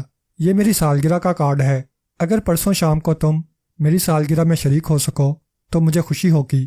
ممکن ہے پرسوں ہی میری اور عمران کی منگنی کا اعلان ہو جائے۔ کیا تم آؤ گی مس فٹز واٹر؟ میں کوشش کروں گی، جولیا نے تھوک نکل کر کہا۔ شکریہ، مجھے بے حد خوشی ہوگی۔ اچھا، اب میں چلتی ہوں۔ جولیا ایک دم کھڑی ہو گئی۔ ارے ایسی بھی کیا جلدی؟ میں نے تم سے چائے کے لیے بھی نہیں پوچھا۔ میرا خیال ہے کہ چائے کی بجائے کافی زیادہ مناسب رہے گی، فضا کافی خنک ہے۔ نہیں، میں اس وقت جلدی میں ہوں، پھر کبھی صحیح۔ جولیا تیزی سے دروازے کی طرف بڑھتی چلی گئی اور اسی وقت روشی نے منصور درخشانی کو حال میں داخل ہوتے دیکھا تھا۔ اس نے دروازے پر رک کر چاروں طرف ایک تائرانہ نظر ڈالی اور پھر روشی کی طرف بڑھتا چلا آیا۔ ہیلو مس روشی، آپ 15 منٹ لیٹ ہیں۔ مسٹر منصور، معذرت خواہ ہوں، دراصل راستے میں ایک ایکسیڈنٹ ہو گیا تھا۔ اوہو، گھبرائیے نہیں، ایکسیڈنٹ میرا نہیں ہوا تھا، 2 بسیں آپس میں ٹکرا گئی تھیں، ان کی وجہ سے ٹریفک جام ہو گیا تھا، میں بھی وہاں پھنس گیا تھا، ورنہ 15 منٹ پہلے ہی یہاں پہنچ جاتا۔ یہ بس ڈرائیور آئے دن انسانی زندگیوں سے کھیلتے رہتے ہیں، روشی نے برا سا منہ بنا کر کہا، اور اس سلسلے میں پولیس خاموش تماشائی بنی رہتی ہے۔ اگر ٹریفک کے قواعد و ضوابط کی سختی سے پابندی کرائی جائے تو اتنے حادثے نہ ہوں۔ منصور درخشانی نے اشارے سے ویٹر کو بلایا اور اسے کھانے کے سلسلے میں ہدایات دینے لگا۔ کھانے کا پروگرام پہلے ہی سے طے تھا۔ روشی اور منصور کی یہ 7ویں ملاقات تھی۔ پہلی ملاقات جہانگیر خان کے گھر میں ہوئی تھی، اس کے بعد کی 2 ملاقاتیں سر راہ اتفاقاً ہو گئی تھیں، لیکن روشی جانتی تھی کہ اس اتفاق کے پردے میں دانستگی کار فرما تھی۔ ان 2 اتفاقیہ ملاقاتوں کے بعد 3 ملاقاتیں طے شدہ پروگرام کے تحت ہوئیں اور اس طرح دوستی کچھ گہری ہو گئی۔ پھر آج صبح منصور نے فون پر روشی کو اپنے کلب میں ڈنر کی دعوت دی۔ جواب میں روشی نے کہا تھا کہ ڈنر اس کے اپنے کلب کی بجائے ٹپ ٹاپ میں ہونا چاہیے۔ منصور نے اس تجویز سے اختلاف نہیں کیا تھا اور ملاقات طے پا گئی تھی۔ کھانے کے دوران منصور بولا، ان دنوں مسٹر عمران آپ کے ساتھ دکھائی نہیں دیے۔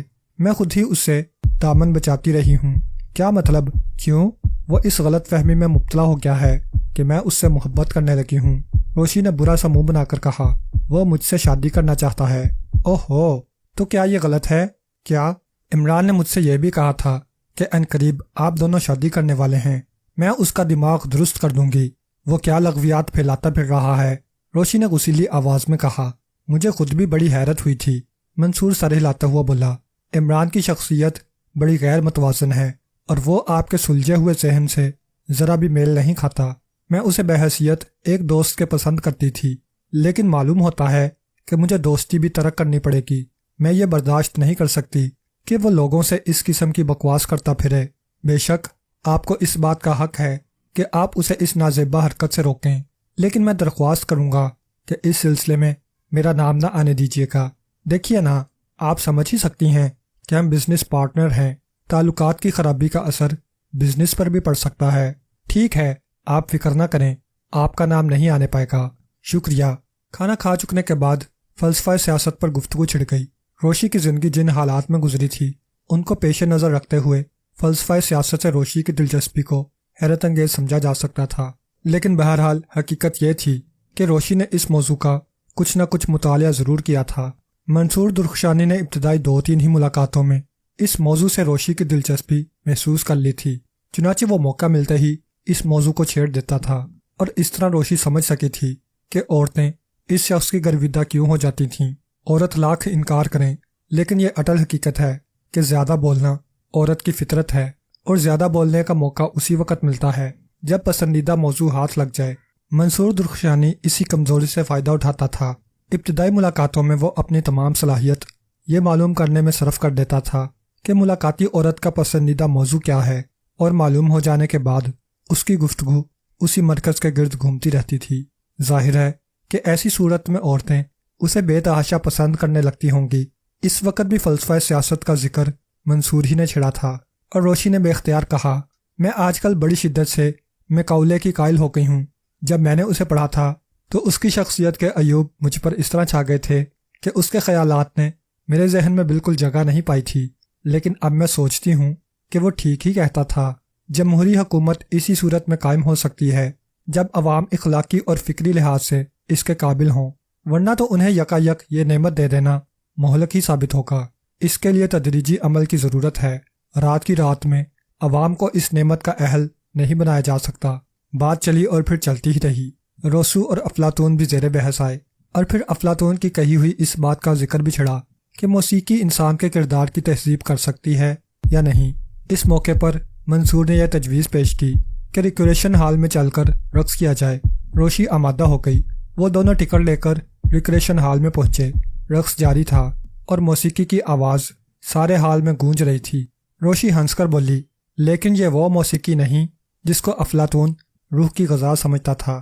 ٹھہراؤ اور سکون کی کیفیت اس موسیقی میں ناپید ہے۔ اس کے برخلاف یہ جذبات کو برانگیختہ کر دینے والی ہے۔ شاید آپ ٹھیک ہی کہہ رہی ہیں، منصور نے بھرائی ہوئی آواز میں کہا، اور روشی کی کمر پر اس کے ہاتھ کی گرفت کچھ سخت ہو گئی۔ وہ رقص کرتے رہے، اور روشی نے محسوس کیا کہ منصور اسے اپنے جسم سے چپکاتا چلا جا رہا تھا۔ اچانک موسیقی ایک چھناکے کی آواز کے ساتھ ختم ہو گئی۔ رقاص جوڑے گیلری کی طرف بڑھنے لگے۔ کچھ پینے کے لیے منگوایا جائے؟ منصور نے ایک میز پر بیٹھتے ہوئے کہا۔ میں تو کسی چیز کی ضرورت محسوس نہیں کر رہی ہوں، آپ اپنے لیے جو چاہیں منگوا لیجئے۔ تو پھر جانے دیجئے۔ کچھ دیر بعد موسیقی پھر شروع ہوئی اور دونوں اٹھ کھڑے ہوئے۔ وہ کافی دیر تک ناچتے رہے، اور اس کے بعد روشی نے تھکن کا اظہار کیا۔ وہ پھر ڈائننگ ہال میں آ بیٹھے۔ خون کی اب کافی بڑھ چکی تھی۔ انہوں نے کافی منگوائی۔ 11 بجے تھے جب وہ کلب سے نکلے۔ پارکنگ شیڈ میں ان دونوں ہی کی گاڑیاں موجود تھیں۔ روشی بولی، اب اجازت دیجیے۔ دل تو نہیں چاہتا، منصور نے جذباتی سے لہجے میں کہا۔ ایک اور بے تکلفانہ قدم۔ روشی ایک کہکا لگا کر بات اڑا گئی۔ اب پرسوں ہی ملاقات ہوگی، روشی نے کہا۔ آپ میری سالگرہ میں تو آئیں گے نا؟ بڑی بدقسمتی ہوگی اگر نہ آ سکوں۔ روشی نے ایک بار پھر کہکا لگایا اور انجن سٹارٹ کر دیا۔ منصور کھڑکی پر جھکا ہوا تھا، پھر وہ کچھ اور جھکا، اور اسی وقت روشی گاڑی کو حرکت میں لے آئی۔ منصور نے جلدی سے اپنا سر پیچھے کر لیا، اور پھر اس نے روشی کے ہنسنے کی کھنکھناتی ہوئی آواز سنی۔ گاڑی سڑک پر پہنچ گئی۔ اور فراٹیں بھرنے لگی۔ اب روشی بے حد سنجیدہ نظر آ رہی تھی۔ اسے اچھی طرح احساس ہو چکا تھا کہ منصور درخشانی سیکس ایب نارملٹی کا شکار ہے۔ ممکن ہے اس نے شبینہ کلب بھی اسی لیے قائم کیا ہو۔ 2-3 رقاصائیں تو کلب کے لیے وقف ہی رہتی تھیں۔ السلام علیکم۔ اچانک پشت سے آواز آئی۔ روشی اچھل پڑی۔ سٹیئرنگ پر اس کا ہاتھ بہک گیا، اور اگر اسی وقت ایک مضبوط ہاتھ نے سٹیئرنگ نہ سنبھال لیا ہوتا تو گاڑی یقیناً فٹ پاتھ پر چڑھ جاتی۔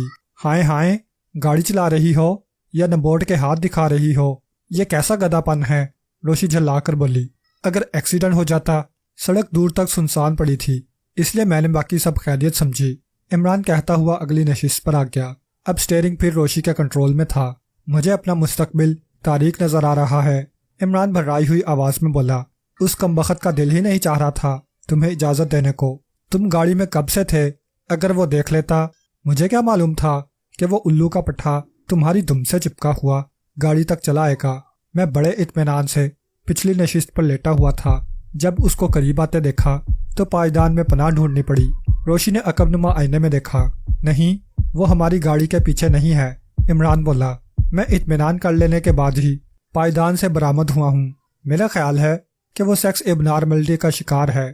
یہ دریافت میرے لیے پرانی ہو چکی ہے۔ کیا تمہیں یقین ہے کہ وہی مطلوبہ آدمی ثابت ہوگا؟ یقین کا سوال ہی پیدا نہیں ہوتا، میں صرف شبہ کر رہا ہوں، اور باقی لوگ بھی میری نظر میں مشتبہ ہیں۔ انہی میں سے کوئی ایک وہ کالی بھیڑ ہے۔ اس وقت کیا گفتگو رہی اس سے؟ روشی نے سب کچھ بتا دیا، اور عمران سر ہلاتا ہوا بولا، پروگرس تسلی بخش ہے۔ پھر چونک کر کہا، ہاں، جولیا بھی تو نظر آئی تھی تمہاری میز پر۔ ہاں، اور میں نے اسے بتایا تھا کہ میں اور عمران عنقریب شادی کر رہے ہیں، روشی نے کہا، اور پھر جولیا سے ہونے والی ساری گفتگو دہرا کر بولی۔ بعد میں مجھے اس پر بڑا ترس آیا تھا۔ مجھے اس سے ایسی باتیں نہیں کرنی چاہیے تھیں۔ وہ واقعی تم سے محبت کرتی ہے۔ اللہ مجھے آفات زنان خانہ سے بچائے رکھے۔ عمران نے ٹھنڈی سانس لے کر کہا، لیکن روشی، تم نے اسے پرسوں مدعو کر کے ٹھیک نہیں کیا، کچھ ایسا غلط بھی نہیں کیا۔ خیر۔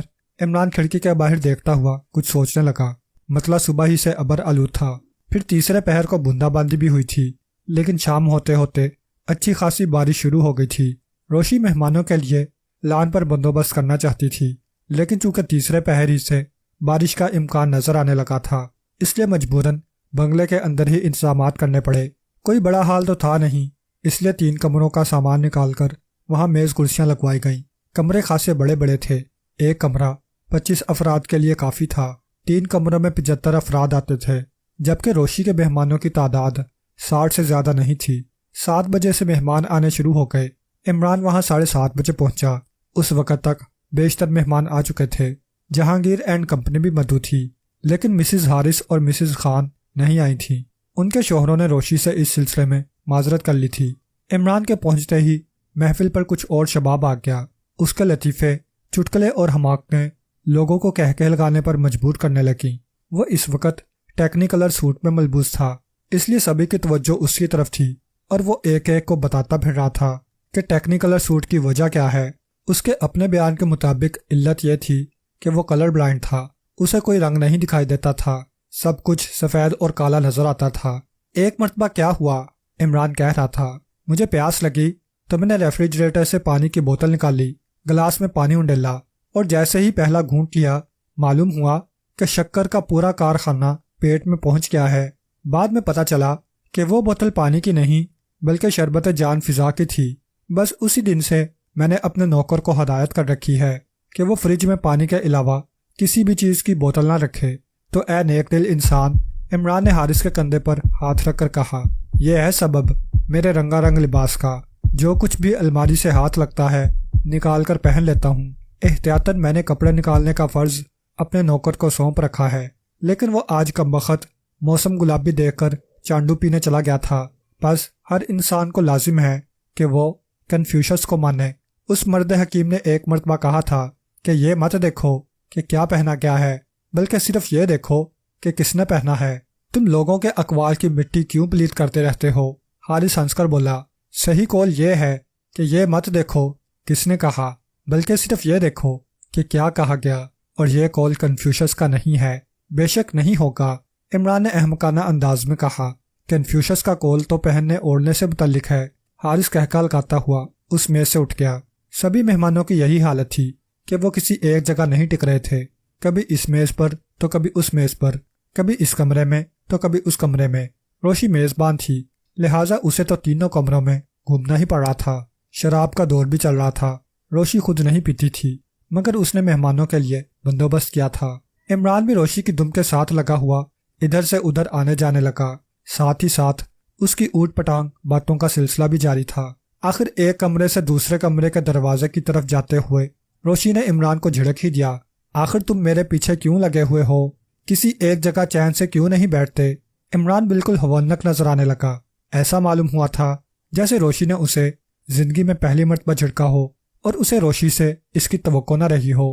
روشی تیزی سے نکلتی چلی گئی اور عمران اس دروازے کی طرف اس طرح دیکھتا رہا جیسے اس کی دم نکل آئی ہو۔ دفعتاً کسی نے بڑی آہستگی سے عمران کے شانے پر ہاتھ رکھا۔ عمران چونک کر مڑا، وہ منصور درخشانی تھا۔ عورت کا کوئی بھروسہ نہیں میرے دوست، منصور نے موسیقی اڑانے والے انداز میں کہا۔ دنیا کا بڑے سے بڑا فلسفی بھی اس مخلوق کو نہیں سمجھ سکا۔ عمران غمناک انداز میں سر ہلا کر رہ گیا۔ اس کے چہرے سے ایسا معلوم ہو رہا تھا جیسے روشی کی جھڑکی نے اسے روحانی کرب میں مبتلا کر دیا ہو، لیکن یہ کیفیت تھوڑی ہی دیر رہی تھی۔ وہ آہستہ آہستہ معمول پر آتا چلا گیا۔ 9 بجے کھانا کھا لیا گیا۔ روشی نے کھانے کے سلسلے میں تمام تر ذمہ داری ایک ہوٹل پر ڈال دی تھی، چنانچہ سرو کرنے والے اسی ہوٹل کے ویٹر تھے۔ باہر بارش ابھی تک ہو رہی تھی، لیکن اس کا زور ٹوٹ گیا تھا۔ بہرحال اس کی وجہ سے سردی کافی ہو گئی تھی۔ 11 بجے مہمانوں نے رخصت ہونا شروع کیا۔ اس وقت بارش رک چکی تھی۔ ایک عورت عمران کے قریب پہنچ کر بولی، آپ کا فون آیا ہے مسٹر عمران۔ عمران اس عورت کو جانتا تھا، وہ روشی کے واقف کاروں میں سے تھی۔ عمران سر ہلاتا ہوا دوسرے کمرے کے دروازے کی طرف بڑھا۔ انہی 3 کمروں میں سے ایک میں فون تھا۔ عمران کی آنکھوں سے الجھن مترشد تھی۔ اس کی سمجھ میں نہیں آ رہا تھا کہ یہاں اسے فون کرنے والا کون ہو سکتا ہے۔ ہیلو، عمران نے ریسیور اٹھا کر ماؤتھ پیس میں کہا، میں مسز خان بول رہی ہوں، کیا آپ عمران صاحب ہیں؟ دوسری طرف سے بڑھائی ہوئی نسوانی آواز سنائی دی۔ جی، عمران جلدی جلدی پلکیں جھپکانے لگا، میں اپنے گھر سے ہی بول رہی ہوں، آپ فوراً آ کر مجھ سے ملاقات کر لیجئے پلیز، جلدی، عقبی دروازہ آپ کو کھلا ہوا ملے گا۔ اس سے پہلے کہ عمران پھر کچھ کہتا، دوسری طرف سے سلسلہ منقطع کر دیا گیا۔ عمران نے الوؤں کی طرح دیدے نچائے۔ مسز خان سے اس کے مراسم اچھے خاصے تھے، لیکن اتنی بے تکلفی ہرگز نہیں تھی کہ وہ اسے اپنے گھر میں عقبی دروازے سے بلاتی۔ آخر اس کا کیا مقصد ہو سکتا تھا؟ عمران نے ریسیور رکھ کر کمرے میں نظر دوڑائی۔ خان جہانگیر وہاں موجود نہیں تھا، لیکن دوسرے کمرے میں اس کی شکل دکھائی دے گئی۔ عمران نے روشی کو ایک طرف لے جا کر آہستہ سے کہا، جہانگیر خان کو ابھی روکے رکھنا، ہر قیمت پر، کم از کم 15 منٹ۔ روشی کے سوالات سے بچنے کے لیے عمران تیزی سے مڑا اور دروازے کی طرف بڑھتا چلا گیا۔ بارش رک جانے کے باعث سڑکوں پر بڑا غیر فطری اور بوجھل سا سناٹا چھایا ہوا تھا۔ ٹھنڈک اتنی بڑھ چکی تھی کہ آوارہ کتے بھی کونے کھدروں میں جا گھسے تھے۔ عمارتوں کی کھڑکیاں بند نظر آ رہی تھیں اور ان کے شیشوں پر دھیمی دھیمی روشنی جیسے اونگ رہی تھی۔ عمران کی کار تیز رفتاری سے فراٹے بھرنے لگی اور پھر جلد ہی اسے احساس ہو گیا کہ اس کا تعاقب کیا جا رہا تھا۔ اس کا منہ بن گیا۔ اس کی دانست میں تعاقب کرنے والا فیاض یا اس کے محکمے کا ہی کوئی آدمی ہو سکتا تھا۔ مسز خان تک پہنچنے سے پہلے تعاقب کرنے والے کو ڈاج دینا ضروری تھا، اور یہ عمران کے لیے کوئی مسئلہ ہی نہ تھا۔ وہ بڑی آسانی سے کامیاب ہو گیا۔ ویسے تعاقب کرنے والا جو کوئی بھی رہا ہو، اس نے یہ محسوس کر لیا ہوگا کہ اسے ڈاج دیا گیا ہے۔ عمران نے اپنی اوپل ریکارڈ جہانگیر لاج سے کچھ فاصلے پر روکی، انجن بند کیا اور اپنی فلیٹ پیشانی پر جھکاتا ہوا گاڑی سے اتر آیا۔ وہ رین کوٹ پہنے ہوئے تھا۔ لمبے لمبے ڈگ بھرتا ہوا جہانگیر لاج کی پچھلی گلی میں پہنچ گیا۔ عقبی دروازہ کھلا ہوا ملا تھا۔ عمران ایک لمحے کے لیے ہچکچایا، لیکن پھر داخل ہو گیا۔ اس کے قدم اٹھتے رہے۔ سارے بنگلے میں سناٹا چھایا ہوا تھا۔ عمران کو یہ الجھن تھی کہ وہ کس کمرے کا رخ کرے۔ بہرحال وہ اندازے سے اس جگہ تک پہنچ گیا جہاں ڈرائنگ روم ہونا چاہیے تھا۔ اندازہ درست ثابت ہوا، وہ ڈرائنگ روم ہی تھا، اور وہاں ایک صوفے پر مسز خان کی لاش پڑی تھی۔ عمران کے ذہن کو الیکٹرک شاک کا سا احساس ہوا۔ اس کے وہم و گمان میں بھی نہیں تھا کہ وہ مسز خان سے ملاقات کرنے کی بجائے اس کی لاش دیکھے گا۔ مسز خان کے سینے میں ایک چاقو دستے تک پیوست تھا۔ خون قالین کی سرخی کو کچھ اور گہرا کر رہا تھا۔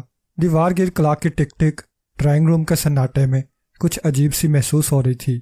عمران جھپٹ کر مسز خان کے قریب پہنچا اور اس کی نبض پر انگلی رکھ دی۔ زندگی کے آثار مفقود ہو چکے تھے۔ عمران نے ایک ٹھنڈی سانس لی اور سیدھا کھڑا ہو گیا۔ اس کا ذہن بہت تیزی سے کام کر رہا تھا۔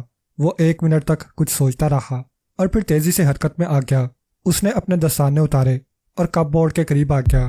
اس میں سے شراب کی بوتل اور 2 گلاس نکالے۔ یہ تینوں چیزیں لے کر وہ پھر اس صوفے کے قریب آ گیا جس پر مسز خان کی لاش پڑی تھی۔ اس نے گلاس میز پر رکھے اور بوتل سے ان میں تھوڑی تھوڑی سی شراب انڈیل لی۔ دونوں گلاسوں کو اچھی طرح ہلایا اور شراب پھر بوتل میں ڈال دی۔ وہ بوتل نصف کے قریب خالی تھی۔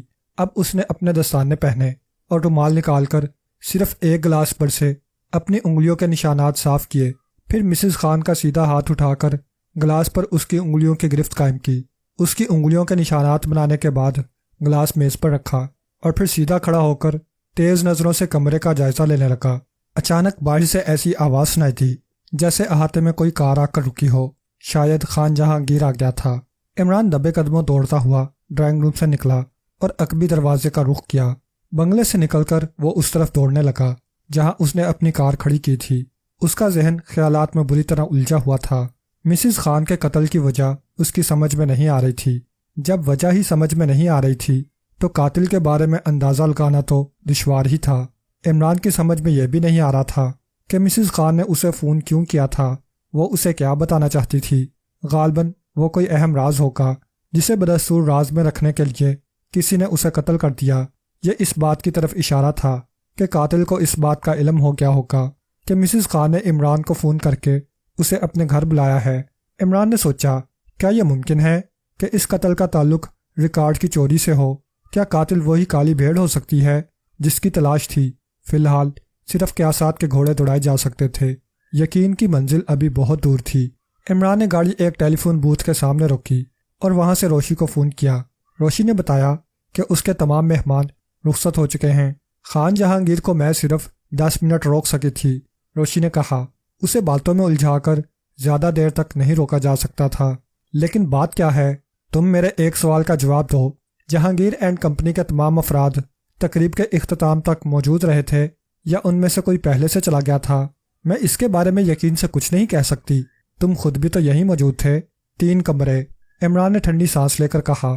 ظاہر ہے کہ میں کسی ایک کمرے میں موجود رہا ہوں گا اور اس کمرے میں دکھائی نہ دینے والے افراد کے بارے میں یہ سوچا جا سکتا تھا کہ وہ دوسرے کمرے میں موجود ہوگا۔ یہی دشواری میرے ساتھ بھی تھی۔ سب لوگ ہمہ وقت میری نظر میں نہیں رہے تھے۔ تمہیں اچانک کہاں جانے کی سوچ گئی تھی؟ روشی نے پوچھا۔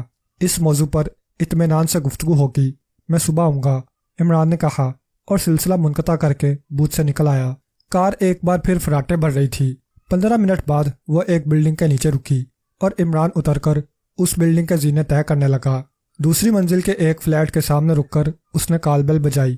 اسی وقت قریب کے کسی فلیٹ میں لگے ہوئے کلاک نے 12 بجنے کا اعلان کیا تھا۔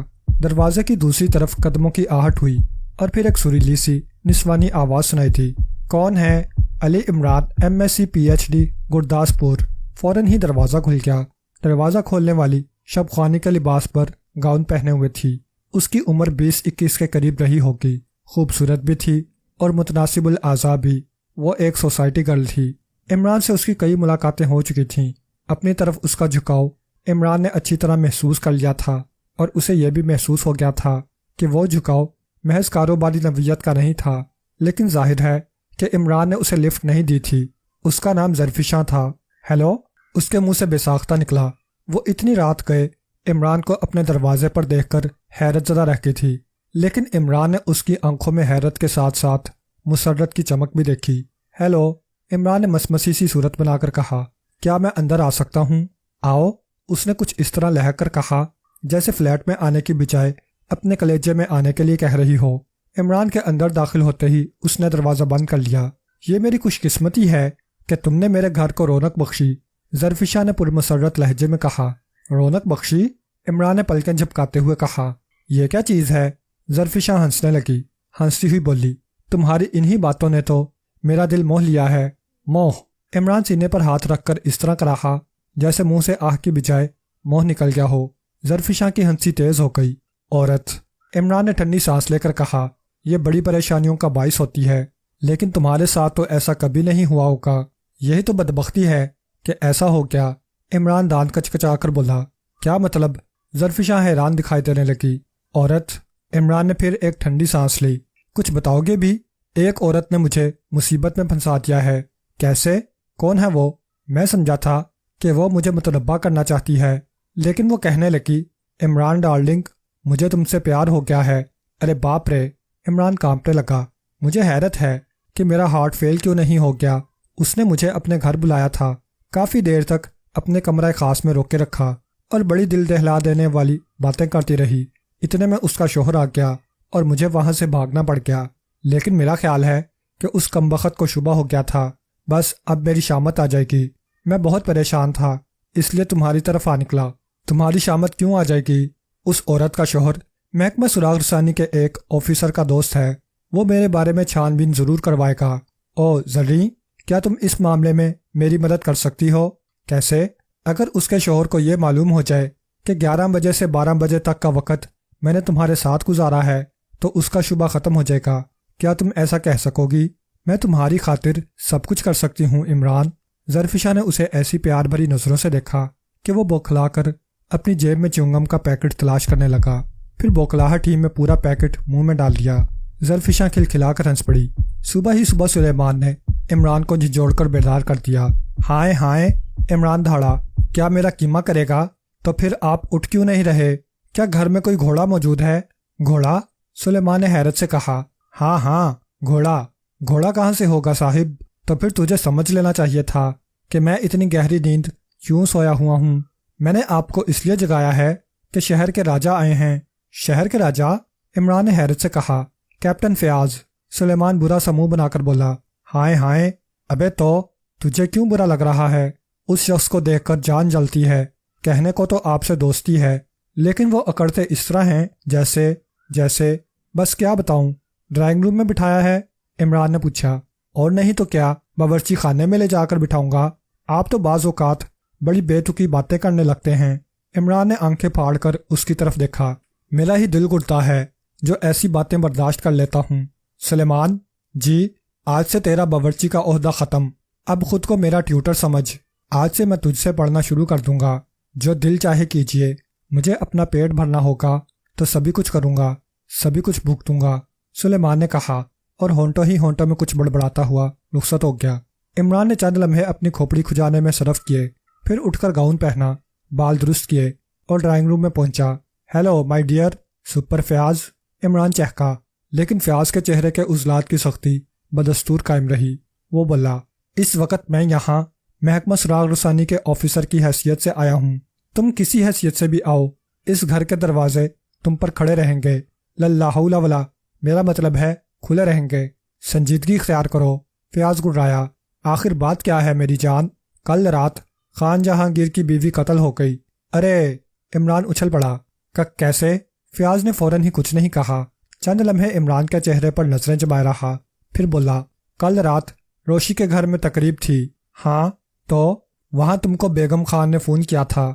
عمران کے ذہن کو جھٹکا سا لگا۔ اسے توقع نہیں تھی کہ فیاض کو اس بات کا پتہ چل سکے گا۔ زیادہ سے زیادہ یہ بات اس کے علم میں آ سکتی تھی کہ عمران کو کسی عورت نے فون کیا تھا۔ یہ بات فیاض کو اس عورت سے معلوم ہو سکتی تھی جس نے روشی کے گھر میں عمران کو فون کی اطلاع دی تھی، لیکن اس بات کا علم اس عورت کو بھی نہیں تھا کہ عمران کو فون کرنے والی کون تھی۔ اچانک عمران کو خیال آیا کہ یہ تیر فیاض نے اندھیرے میں تو نہیں پھینکا ہے۔ اس کا امکان تھا کہ فون کال کے بارے میں معلوم ہونے پر فیاض نے یہ قیاس کر لیا ہو کہ وہ بیگم خان ہی کی کال تھی، اور پھر تم روشی کے گھر سے روانہ ہو گئے تھے۔ فیاض کہتا رہا، ایک کار تمہارے تعاقب میں تھی، لیکن تم اسے ڈاج دے کر نکل گئے تھے، نہیں تو کیا میں تمہارے اس آدمی کو سر پر بٹھاتا؟ عمران نے منہ بنا کر کہا، لیکن تمہاری معلومات کچھ زنگ آلود معلوم ہوتی ہیں۔ کیا تم بیگم خان سے ملنے اس کے گھر نہیں پہنچے تھے؟ فیاض نے تیز لہجے میں کہا۔ سوال ہی پیدا نہیں ہوتا، بیگم خان نے تمہیں فون کیوں کیا تھا؟ میں نے کہا نا کہ تمہاری معلومات زنگ آلود ہیں۔ بیگم خان نے مجھے فون نہیں کیا۔ پھر وہ فون کس کا تھا؟ ایک لڑکی کا جس کو مجھ سے حماقت ہو گئی ہے۔ عمران نے ٹھنڈی سانس لے کر کہا، اس نے مجھے فون کر کے اپنے گھر بلایا تھا۔ میں 11 بجے سے 12 بجے تک اس کے گھر پر رہا۔ فیاض کی آنکھیں بے اعتباری سے مترشح تھیں۔ وہ بولا، اس کا نام اور پتہ بتاؤ۔ عمران نے نام پتہ بتا دیا۔ کیا وہ اکیلی رہتی ہے؟ فیاض نے پوچھا۔ ہاں، میں اس سے تمہارے بیان کی تصدیق کروں گا۔ ضرور کرو پیارے، اللہ تمہیں توفیق دے۔ فیاض کی آنکھوں میں بے اعتباری تھی۔ وہ عمران کو سالوں سے جانتا تھا، اس لیے کیسے یقین کر لیتا کہ عمران نے آدھی رات کے وقت کسی لڑکی کے ساتھ اس کے فلیٹ کی تنہائی میں 1 گھنٹہ گزارا ہوگا۔ اچانک فیاض نے اپنی جیب میں ہاتھ ڈال کر رومال میں لپٹا ہوا ایک سگریٹ کیس نکالا اور عمران کی طرف بڑھاتا ہوا بولا، ذرا اسے دیکھو۔ عمران نے سگریٹ کیس الٹ پلٹ کر دیکھا۔ اسے پہچانتے ہو؟ فیاض نے پوچھا۔ نہیں تو، عمران نے حیرت سے کہا۔ فیاض نے سگریٹ کیس واپس لے کر بڑی احتیاط سے رومال میں لپیٹ کر جیب میں رکھ لیا اور عمران نے دل ہی دل میں کہکا لگایا۔ یہ بالکل سامنے کی بات تھی کہ فیاض نے سگریٹ کیس پر اس کی انگلیوں کے نشانات حاصل کیے تھے۔ فیاض کھڑا ہو گیا۔